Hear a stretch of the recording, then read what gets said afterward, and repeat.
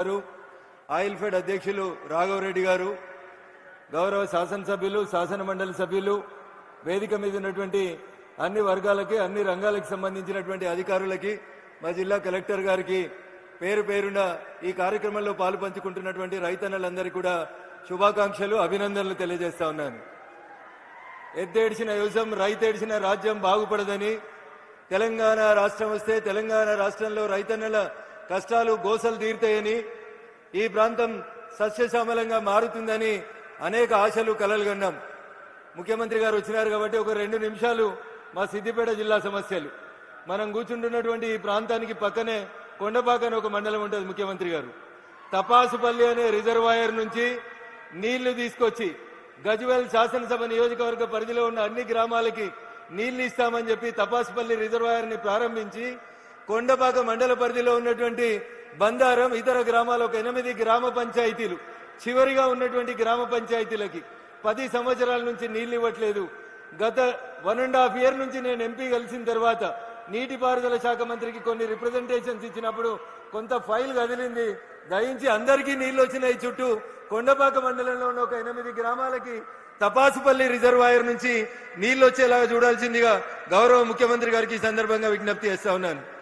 PCC అధ్యక్షులుగా మీరు, అప్పటి భారతీయ జనతా పార్టీ రాష్ట్ర ప్రధాన కార్యదర్శిగా నేను మల్లన్న సాగర్ ప్రాజెక్టు నిర్మాణం జరుగుతున్నప్పుడు మీరు, మేము ఆ ప్రాంతంలో ఉన్నటువంటి పల్లెల్లో నిద్ర చేసి మల్లన్న సాగర్ పూర్తయితే దుబ్బాక శాసనసభ నియోజకవర్గంలో ఉన్నటువంటి ప్రతి పొలానికి నీళ్లు వస్తాయని, నష్టపోయినటువంటి రైతన్నకి నష్టపరిహారం సరైన రీతిలో అందిస్తామని చెప్పి ఆ రోజు ప్రతిపక్ష నేతలుగా మీరు, మేమందరం కొట్లాడటం జరిగింది.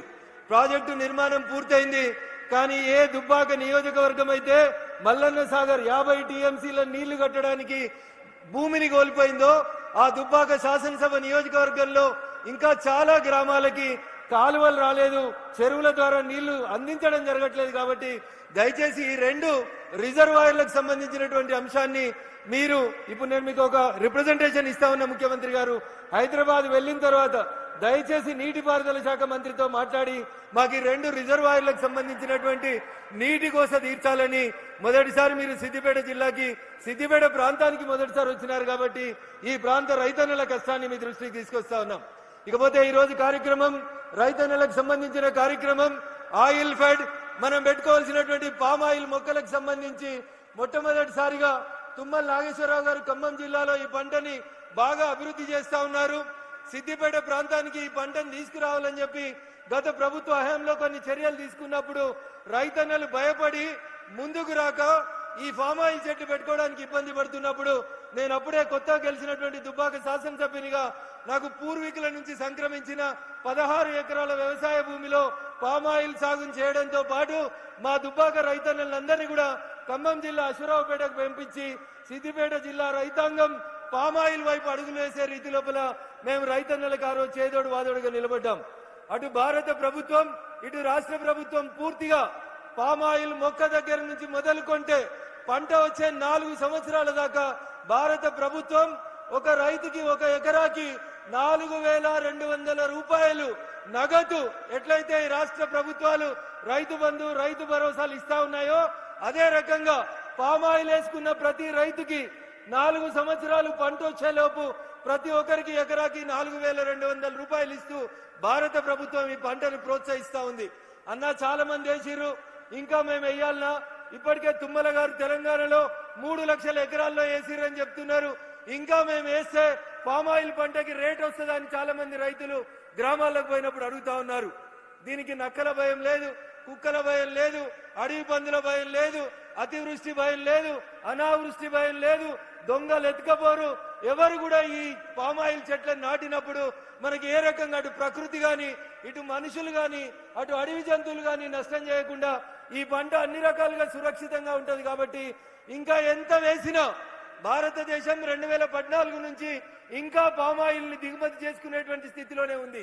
కాబట్టి మనం ఈ రాష్ట్రంలో ఇప్పుడు ఉన్నటువంటి 3 లక్షల ఎకరాల పామాయిల్ సాగుని 10 లక్షల ఎకరాలకు విస్తరించిన రాష్ట్ర ప్రభుత్వం, కేంద్ర ప్రభుత్వం పామాయిల్ సాగుని ఎంకరేజ్ చేస్తుందని, మీకు కావాల్సినటువంటి డబ్బులు పూర్తి స్థాయిలో అందిస్తుందని ఈ సందర్భంగా తెలియజేస్తూ రైతన్నల్ని క్రాప్ డైవర్షన్ వైపు, క్రాప్ ఎప్పటికీ వరి నీళ్ళు వచ్చినాయి కదా అని వరి పంట వేసే బదులు పంట మార్పిడి విధానం వైపు రైతన్నలు ముందుకెళ్లాలని కోరుకుంటూ హార్టికల్చర్ సెరికల్చర్ తో పాటు పామాయిల్ సాగులో కూడా రైతన్నలు మరింత నైపుణ్యం సాధించే రీతిగా వ్యవసాయ శాఖ అధికారులు ముఖ్యంగా మంత్రి తుమ్మల గారు పడుతున్నటువంటి కష్టానికి మనందరం కూడా వారిని అభినందిస్తూ ప్రతి రైతు పామాయిల్ సాగులో ముందడుగు వేయాలని చెప్పి కోరుకుంటూ ఈ జిల్లా సమస్యలు మరికొన్ని ఉన్నాయి ముఖ్యమంత్రి గారు వాటిని రాతపూర్వకంగా మీకు అందించాలనుకుంటున్నాం.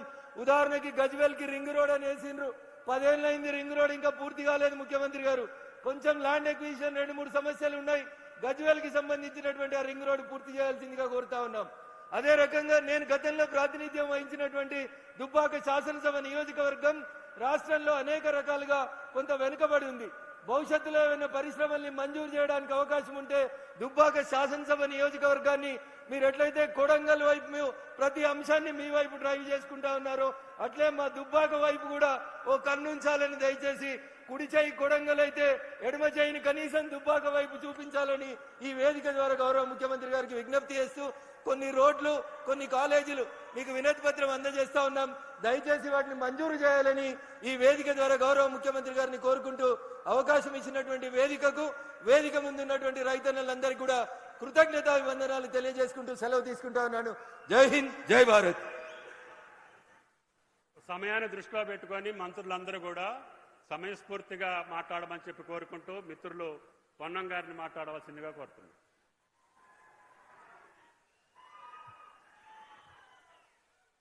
వేదిక మీద ఉన్న పెద్దలు,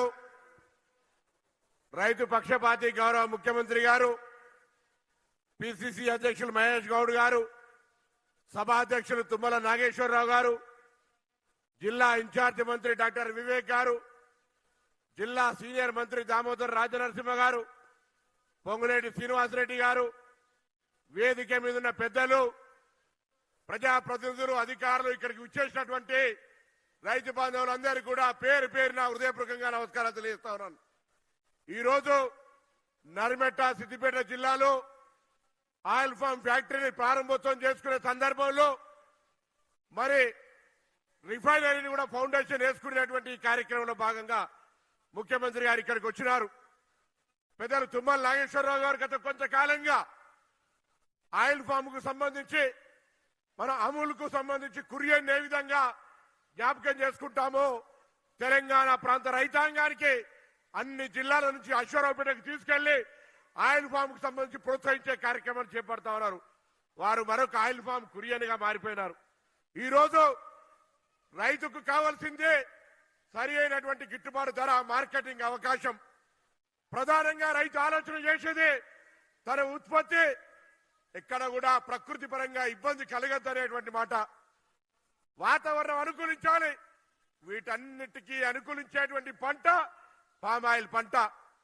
రైతాంగానికి సంబంధించి ఏ భూమి అయినా పామాయిల్ వేసుకోవచ్చు. ఇంతకుముందు పెద్దలు ఎంపీ గారు చెప్పినట్టుగా ఎటువంటి ప్రకృతి పరమైన వైపరీత్యాలకు ఇబ్బంది లేదు, జంతు పరంగా ఇబ్బంది లేనటువంటిది. మార్కెటింగ్ వస్తే ఈ ఆయిల్ ఫామ్ కు సంబంధించిన వాళ్ళు ప్రతి మండల కేంద్రంలో ఈ యొక్క గెలల కలెక్షన్ పెట్టబోతా ఉన్నారు.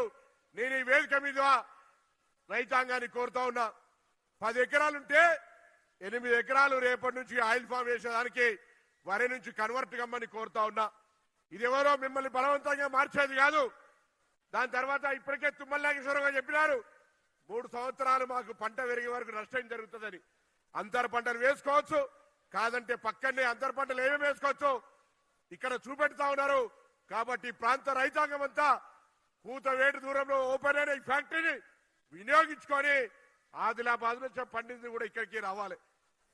అటువంటిప్పుడు ఈ చుట్టుపక్కల రైతాంగం అంతా ఆయిల్ ఫామ్ను ఇలా గంటకు 30 టన్నులతోటి, అవసరమైతే గంటకు 120 టన్నులతోటి ఇక్కడ రిఫైనరీతో పాటుగా పెట్టినటువంటి ఆయిల్ ఫెడ్ ను రైతాంగం ఉపయోగించుకోవాలని, పంటల మార్పిడిలో ఆదర్శంగా నిలవాలని కోరుతూ ఈ కార్యక్రమానికి వచ్చి ఈరోజు రైతు భరోసా, అనేక రైతు సంక్షేమ కార్యక్రమాలకు నాంది తీసుకున్నటువంటి గౌరవ ముఖ్యమంత్రి గారికి, వేదిక మీద పెద్దలందరికీ కూడా హృదయపూర్వకంగా ధన్యవాదాలు. మీ అందరూ కూడా ఇది రైతు రాజ్యం, రైతు సంక్షేమ రాజ్యం, రైతుల కోసం కృషి చేసేటువంటి రాజ్యం, ప్రజాపాలన రేవంత్ రెడ్డి గారి నాయకత్వంలో అనేటువంటి మాట మనవి చేస్తూ ధన్యవాదాలు చెప్తూ సెలవు తీసుకుంటా ఉన్నాను.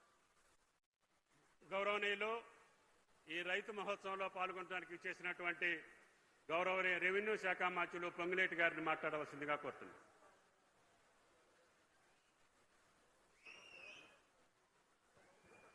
సభకు నమస్కారం.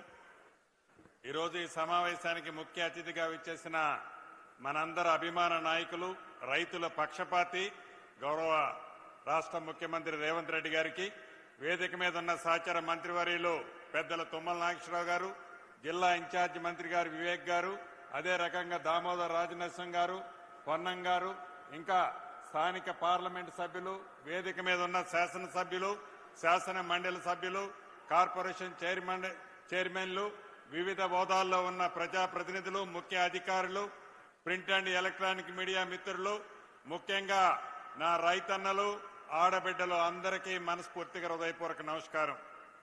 మీకు తెలిసిందే, ఈ ప్రజాప్రభుత్వం గౌరవ ముఖ్యమంత్రి రేవంత్ రెడ్డి గారితో ఏర్పడిన తర్వాత ఒక్క రైతన్నలనే కాదు, ఈ తెలంగాణ రాష్ట్రంలో ప్రతి ఒక్కరిని ఆడబిడ్డల విషయంలో కానీ, నిరుద్యోగుల